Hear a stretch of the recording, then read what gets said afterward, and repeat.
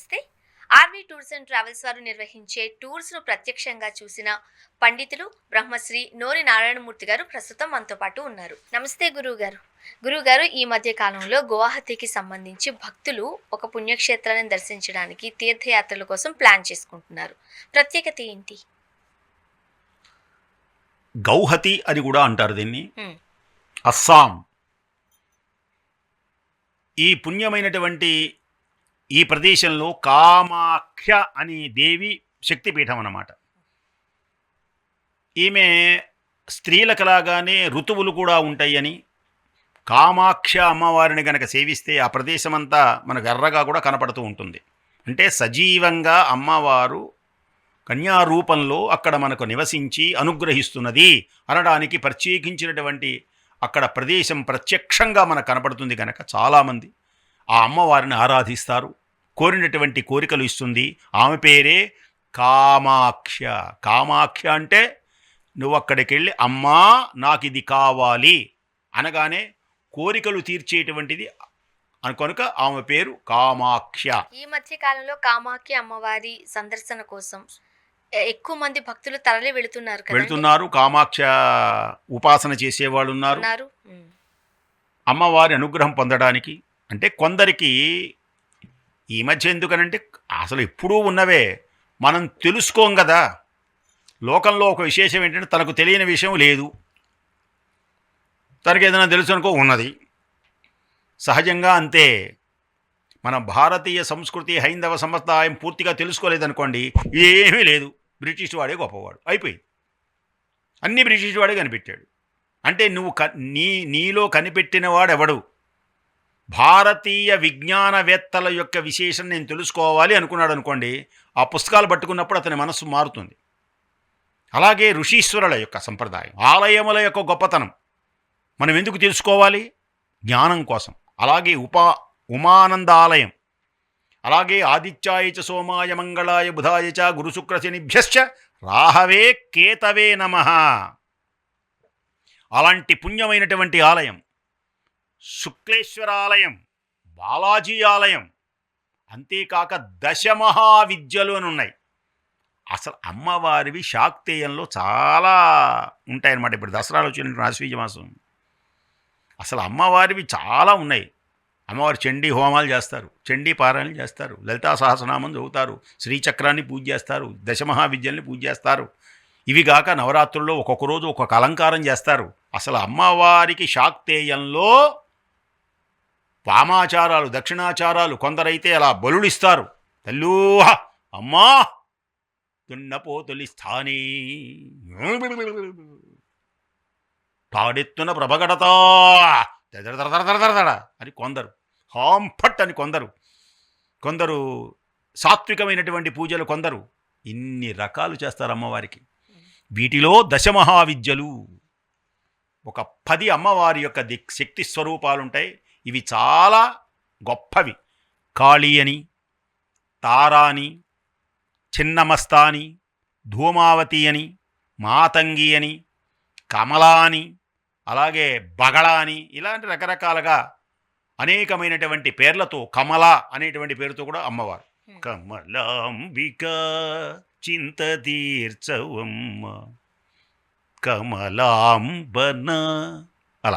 అలాంటి పుణ్యమైనటువంటి క్షేత్రాలు మనకు అక్కడ దశమహావిద్యలతో కూర్చున్నటువంటి అనేకమైనటువంటి విశేషాలు. అలాగే అంటుబూచి అనేటువంటి ఒక దివ్యమైనటువంటి ఒక మేళ జరుగుతుంది అక్కడ, అమ్మవారి యొక్క జాతర. అలాగే పిల్లాంగ్, ఇక్కడ కూడా ఒక సరస్సు ఉన్నది. ఉమియం అని పేరు కలిగినటువంటి ఒక సరస్సు ఉన్నది. అలాగే మ్యూజియంస్ ఉన్నాయి అక్కడ, ఎన్నెన్నో చూడదగినటువంటి ప్రదేశాలు. ఆధ్యాత్మికంతో పాటు ఆనందాన్ని కలిగించడం, పుణ్యంతో పాటు తీర్థంతో పాటు విజ్ఞానంతో పాటు వినోదం. ఇలాగే శిరపుంజి, అది ఒక గొప్ప జలపాతం దూకుతూ ఉంటుంది. ఆ జలపాతం అదొక ప్రకృతి సౌందర్యం. అందుకనే మహర్షులు ఏం చేస్తారు అంటే అరణ్యాలను కోరుకుంటారు. ఈ పట్టణాల్లో ఏముండవు.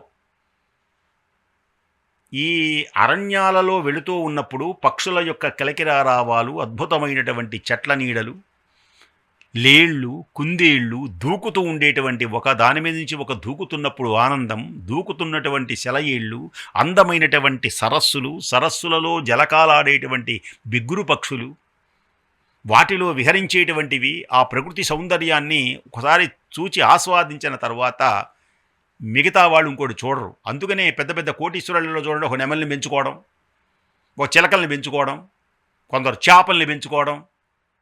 ఎందుకనంటే వాళ్ళకి అక్కడ దొరకవు. కాసేపు ఆ సౌందర్యాన్ని చూచినప్పుడు ఆ చిలకల్ని పెంచుకోవడం. పూర్వంలో చిలకల్ని పెంచుకునేవాళ్ళట, రామచిలకల్ని. దానికి సపోటాకాయలు పెట్టి రాణి పుత్రులు ఉంటారే, మహారాణి కుమార్తెలు, వాళ్ళ ఆ చిలకలతో మాట్లాడుతుంటారు. అను అను అను అని. గోరు వంకలు, హంసలు ఇలాంటివన్నీ పెంచుకుంటూ ఉంటారు. అవి పలుకుతూ ఉంటే వీళ్ళు కూడా అది ఆనందం అనమాట. రామా నామా అను, నామా నామా, అబ్బో వీళ్ళు మురిసిపోతుంటారు. ఇదొక ఆనందం. ప్రకృతి సౌందర్యాన్ని చూడడం, పక్షుల యొక్క కిలకిరారావాలు చూడడం, అది ఎవరికి ఉంటుందంటే ఆ భావన సున్నితమైన మనస్కురాలు అయితేనే ఉంటుంది ఆ భావన. కొందరు గయ్యాళులు, శూర్పణఖలు లాంటి వాళ్ళు ఉంటారు చూసారా, మనస్సు ఈర్ష్య, ఒకళ్ళు నవ్వుతుంటే ఏడిచేవాళ్ళు, బాధపడుతుంటారు వాళ్ళని చూసి. ఇలాంటి వాళ్ళ హృదయాలు కఠిన హృదయములు అంటారన్నమాట. మంధర, శూర్పణఖ వీళ్ళుంటారు చూసారా, వాళ్ళతోటి పోలుస్తారు. కొందరు ఉన్నారు ఆడవాళ్ళు, కొందరు మంచివాళ్ళు. ఇప్పుడు సీత ఉన్నది.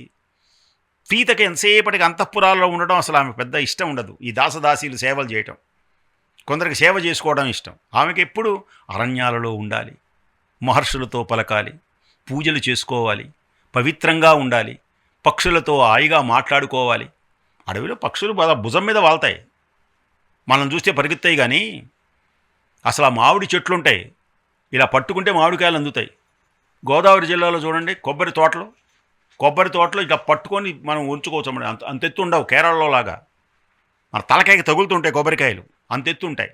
అదొక ప్రకృతి సౌందర్యం. అలాగే శిరపుంజి జలపాతాలు, అలాగే అనేకమైనటువంటి పార్కులతో, ప్రకృతి రమణీయలతో, కామాఖ్యాది మొదలైనటువంటి దేవతా సమూహాలతో, దశమహావిద్యలతో ప్రకాశించే అద్భుతమైనటువంటి క్షేత్రాలను ఈ ఆర్వి ట్రావెల్స్ వాళ్ళు మనకు చూపిస్తున్నారు. ఇవన్నీ చూచి ఆనందించి తరించవలసిందిగా కోరుతున్నాము. స్వస్తి. గురుగారు, కామాఖ్య అమ్మవారితో పాటు నేచర్ని కూడా విజ్ఞానాన్ని కూడా పొందవచ్చు గౌహతి టూర్లో. మరి ఎవరైనా ప్లాన్ చేసుకుంటున్నట్లయితే కింద స్క్రోలింగ్ నెంబర్కి కాల్ చేయండి. ఆర్వి టూర్స్ అండ్ ట్రావెల్స్ సిబ్బంది మీకు అందుబాటులోకి వస్తారు. మీరు ఎలా వెళ్ళాలి, ఎలాంటి జాగ్రత్తలు తీసుకోవాలి, అండ్ ప్యాకేజ్ వివరాలు ఏంటి, ఇవన్నీ కూడా చక్కగా మీకు ఎక్స్ప్లెయిన్ చేస్తారు, మిమ్మల్ని గైడ్ చేస్తారు కూడా. ఆర్వి టూర్స్ అండ్ ట్రావెల్స్ వాళ్లకు 2 తెలుగు రాష్ట్రాలలోనూ 11 బ్రాంచ్లు ఉన్నాయి. బెంగళూరులో కూడా బ్రాంచ్ ఉంది. కాబట్టి మీకు నియర్ బై ఏదైనా బ్రాంచ్ ఉన్నట్లయితే ఒకసారి వెళ్ళి విజిట్ చేయండి. ఎలాంటి డౌట్స్ మీకున్నాయి, మీరు ఎక్కడికి వెళ్ళాలని ప్లాన్ చేసుకుంటున్నారు, ఎలా వెళ్ళాలి, ఇలాంటి డౌట్స్ అన్నిటికీ కూడా చక్కగా క్లియర్గా ఎక్స్ప్లెయిన్ చేస్తారు.